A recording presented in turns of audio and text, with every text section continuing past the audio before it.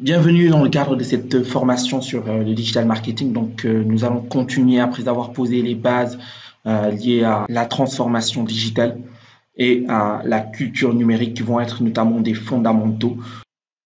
Et face à cette situation, en tant que manager, vous allez devoir répondre à différentes questions pour les entreprises. Quel nouveau modèle économique? Quelles opportunités? Quel modèle? Quels risques? Comment piloter une entreprise dans une phase d'accélération technologique? Quels changements pour les métiers, pour les compétences et pour les clients? Et donc, par rapport à ça, l'aspect marketing va aussi devoir effectivement évoluer. Et on va utiliser un ensemble de leviers digitaux pour mettre en œuvre des stratégies marketing. Et donc, dans ce cas, on va parler de digital marketing. Et donc, on va distinguer deux volets quand on parle de digital marketing. L'approche online, donc le digital marketing peut s'entendre online, donc en ligne sur Internet, mais il peut aussi s'entendre offline, hors d'Internet. Le digital ne désigne pas Internet. Et l'optique ici, c'est notamment de pouvoir prendre conscience du fait qu'on peut avoir une stratégie de marketing digital qui ne s'appuie pas sur Internet. Et dans le cadre donc de cette formation, nous allons évoquer différents volets. Donc, le premier volet, ça va être le web marketing ou encore marketing online ou e-marketing. Ensuite, nous allons parler du mobile marketing et les objets connectés. Donc, une logique de mise en œuvre de digital marketing qui peut s'entendre online mais aussi offline. L'utilisation du cloud computing, du big data dans les stratégies de digital marketing. Le digital merchandising, le digital signage et le phygital.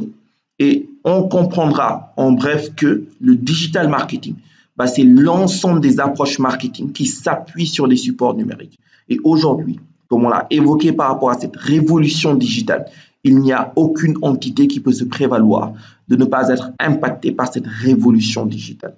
Et donc, la logique marketing va changer.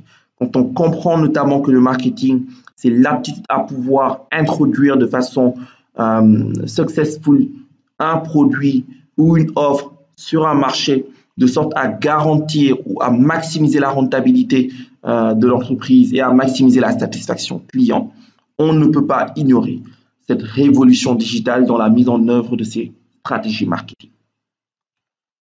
Lorsqu'on parle de web marketing, de marketing online ou de e-marketing, ce qu'on entend, c'est l'ensemble des approches marketing, l'ensemble des actions marketing qui se mettent en œuvre sur Internet, sur le web. Pour mettre en œuvre une logique de web marketing, il est très important de comprendre l'environnement digital. Une somme d'actions sur le web ne constitue pas une stratégie digitale. Ce n'est pas parce que tu as une page Facebook, un compte YouTube, un compte Twitter, un compte LinkedIn, un site web, que tu fais de la publicité, que ça veut dire que tu as une stratégie digitale. L'optique, c'est de comprendre qu'une stratégie implique effectivement une certaine cohérence dans l'ensemble des actions qui vont être mises en œuvre. Et il est aussi important de comprendre les motivations d'utilisation d'Internet, des cibles auxquelles on est appelé à s'adresser. Lorsqu'on est présent sur Internet, c'est pour notamment atteindre des objectifs. Et c'est généralement quelque chose qui semble être perdu de vue par les managers. Une entreprise qui crée un site web ne crée pas un site web pour le plaisir de créer un site web. Le site web est un outil qui va permettre notamment de pouvoir mettre en œuvre des actions et donc d'atteindre des objectifs spécifiques. Et en fonction de ces objectifs, en fonction des cibles auxquelles on s'adresse, qu'il s'agisse de cibles de marketing ou de cibles de communication, l'identification des motivations d'utilisation d'Internet va être très importante. Le site web, par exemple, ne va pas être construit de la même façon en fonction des cibles, en fonction des objectifs. Donc, si notamment ceux à qui je veux m'adresser viennent essentiellement sur Internet pour de la recherche d'informations, pour du relationnel, pour de la consommation de contenu, pour de la production de contenu, je ne vais pas structurer la production, je ne vais pas structurer ma stratégie, je ne vais pas structurer les actions de la même façon. Et c'est là l'intérêt de pouvoir identifier les différentes motivations d'utilisation d'Internet par les cibles auxquelles on est susceptible de s'adresser. Donc, on distingue 4 principales motivations d'utilisation d'Internet: la recherche d'informations, le relationnel, la consommation de contenu, la production de contenu. Dans les fondamentaux de la communication, généralement, on distingue ce qu'on appelle les canaux de communication médias traditionnels, qui sont la télé, la radio, la presse, l'affichage et le cinéma. Donc 5 grands canaux de communication médias. Il y en a qui vont rajouter Internet comme étant un 6e canal de communication média. Je ne recommande pas que l'on puisse considérer Internet comme un canal de communication média. Et dans le cadre de ce cours, nous n'allons pas considérer Internet comme un canal de communication média. Internet est beaucoup trop vaste pour être circonscrit à un simple canal de communication média. D'ailleurs, généralement, on le désigne comme étant multimédia. On va plutôt appréhender Internet comme un territoire. Et sur ce territoire, on peut avoir des canaux de communication médias ou des canaux de communication hors médias. Et ce qui va permettre notamment de faire plus une distinction entre ce qu'on appelle les canaux de communication médias traditionnels et les canaux de communication médias digitaux. Les canaux de communication médias hors médias traditionnels et les canaux de communication hors médias digitaux. Dans le cadre de cette logique de marketing online, la première partie va s'appuyer sur la maîtrise des différents leviers de l'e-marketing. Donc, nous allons appréhender le marketing online, le web marketing et l'e-marketing comme étant des synonymes, donc renvoyant au même contenu. Donc, pour faire de l'e-marketing, donc du marketing online, on peut s'appuyer sur 3 groupes de leviers. Les leviers on-site, les leviers off-site, les réseaux et médias sociaux. Levier on-site, levier off-site, les réseaux et médias sociaux. Donc, on va désigner les leviers on-site comme étant l'ensemble des leviers qui sont directement liés au site web. Donc, on-site, site, c'est ici pour le site web, donc website.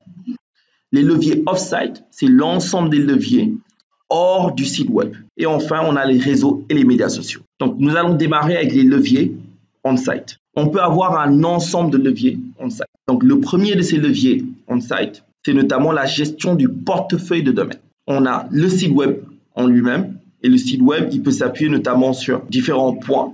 Donc, d'abord, le merchandising ou encore le e-merchandising. Donc, il va être notamment l'aménagement des pages web pour optimiser notamment l'expérience de l'utilisateur et donc la rentabilité du site web. Les questions d'ergonomie dans le design du site web, les questions de user interface design, les questions de gestion du trafic. On a aussi le contenu. Donc, qu'est-ce qu'on va mettre concrètement au niveau du site web? Alors, un nom de domaine va avoir un rôle non négligeable dans la mise en œuvre d'une stratégie e-marketing. Le nom de domaine, c'est défini comme étant une suite alphanumérique qui va permettre de masquer une adresse IP. Donc, ce qu'il faut entendre à ce niveau, c'est que le nom de domaine, c'est tout simplement une adresse. Donc, aujourd'hui, lorsque notamment on veut créer un site web et ensuite permettre à nos clients de visiter notre site web, il va nous falloir notamment leur communiquer une adresse et généralement, ce qu'on utilise, c'est un domaine. Pour acquérir un domaine, on passe par ce qu'on appelle un registrar. Donc, GoDaddy, ici en l'occurrence, est un bureau d'enregistrement. Alors, bureau d'enregistrement parce que les registrars sont habilités par une entité qui s'appelle l'ICANN, Internet Corporation for Assigned Names and Numbers. Donc, si aujourd'hui, vous voulez, par exemple, créer un site web, vous allez avoir besoin du nom de domaine. Et il va être très important de faire la distinction entre le site web, le nom de domaine et l'hébergement. Le site web, le nom de domaine et l'hébergement. Donc, je rappelle et j'insiste, le site web est différent de l'hébergement et l'hébergement est différent du nom de domaine. Le nom de domaine, c'est juste l'adresse. Le nom de domaine, c'est juste l'adresse. Pour qu'un site web puisse être mis en ligne et accessible auprès du grand public, j'ai besoin notamment de prendre le site web et de l'héberger dans un serveur qui va fonctionner 24 heures sur 24, 7 jours sur 7, et qui va notamment être accessible depuis Internet. Et c'est ça qu'on appelle héberger un site web. Maintenant, si je veux faciliter l'accès à ce site web, je peux utiliser un domaine. Donc, le domaine va permettre d'avoir une suite alphanumérique. Donc, si aujourd'hui, je veux vendre, par exemple, du ATK, je peux, par exemple, faire atk.shop et donc acheter le nom de domaine atk.shop. Et donc, atk.shop va me permettre de pouvoir faciliter l'accès à mon site web. Donc, atk.shop est un nom de domaine. .shop, c'est ce qu'on appelle une extension. Le .shop, c'est ce qu'on appelle une extension. Et il y a une foultitude d'extensions. Donc, .shop, .info, .site, .club, .me, .online, .xyz, .live, etc. Les extensions, aujourd'hui, on a une quasi-infinité de possibilités d'extensions depuis l'avènement de ce qu'on appelle l'IP version 6, donc Internet Protocol version 6. Mais ce qu'on peut retenir, pour faire simple, c'est que dans les logiques de marketing online, le nom de domaine joue un rôle non négligeable parce que le nom de domaine, c'est l'équivalent de la marque.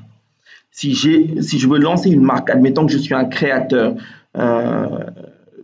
je crée une marque de vêtements que j'appelle The View, par exemple, n'importe quoi.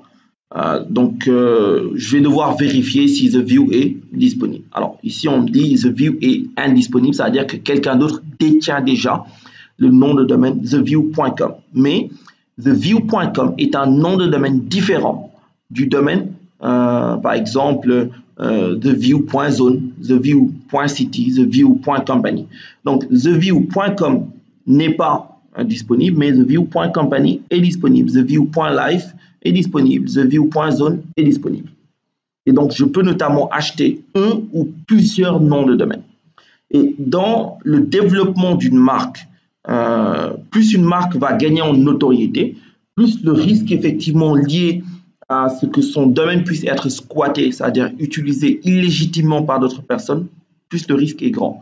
Donc généralement, ce qui va se passer, c'est que plus la marque ou plus notamment le produit ou l'activité ou l'entreprise va gagner en notoriété, plus il va être important de préserver effectivement l'activité en réservant les déclinaisons du domaine. Donc, par exemple, theview.com, c'est un nom de domaine différent de the-view. Donc, c'est deux domaines différents. Ici, the-view.com est toujours indisponible, mais the-view.club est disponible. D'accord? Et aujourd'hui, on a une valeur estimée donc de the view, avec un i, view.com de 2595 $, impliquant bien sûr que quelqu'un qui détient notamment theview.com est prêt à le vendre, ou encore que c'est un domaine qui a déjà été acheté et qui a finalement été abandonné et qui aujourd'hui est accessible en premium avec une valeur estimée de 2595 $, en sachant qu'un nom de domaine, plus il est vieux, plus il a de la valeur. Donc on va parler de portefeuille de noms de domaine pour désigner l'ensemble des domaines détenus, l'ensemble des noms de domaine détenus par une entreprise. Ce sera tout dans le cadre de cette capsule. Je vous donne rendez-vous à une prochaine pour évoquer notamment les autres leviers on-site.